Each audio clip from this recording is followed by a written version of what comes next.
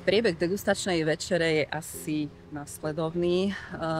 Hostia k nám prichádzajú v popoludnejších hodinách, ubytujú sa v našom guest house, pripravia sa na večer už v pohodlí svojej izby a obvykle začíname welcome drinkom a miesta podávania týchto welcome drinkov obmieniame podľa počasia, samozrejme, lebo nie vždy je to počasie prívetivé, takže buď sa welcome drink podáva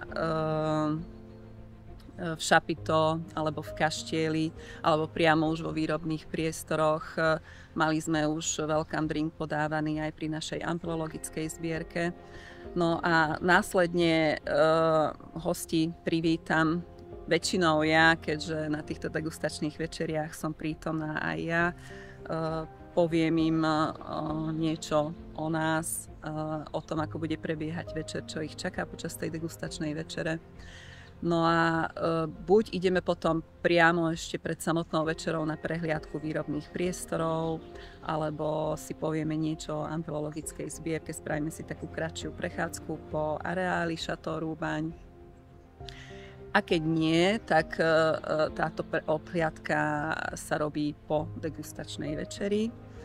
No a degustačná večera potom prebieha takým spôsobom, že sa podáva viacej chodov, väčšinou je to aj s nejakými prekvapeniami, niekedy aj 7 a ku každému tomuto chodu je napárované vínko z ponuky Chateau Roubagne, ktoré sa práve k tomu chodu hodí. To znamená, že celé menu je konzultované medzi naším somelierom a medzi naším šéf-kuchárom, tak aby všetko spolu ladilo, aj pekne vyzeralo. Takže samotná tá degustačná večera trvá niekedy aj 3 hodiny, ale je to vždy veľký zážitok, lebo to menu je vždy iné, vždy sa degustujú aj iné vínka, vždy k tomu samozrejme pridáme aj nejaké prekvapenie. Po večeri si samozrejme hostia môžu posedieť ešte pri vínku a nakoniec, keď už sú unavení, tak odoberú sa na odpočinok do svojich izieb a na druhý deň ich samozrejme čakajú bohaté a chutné raňajky.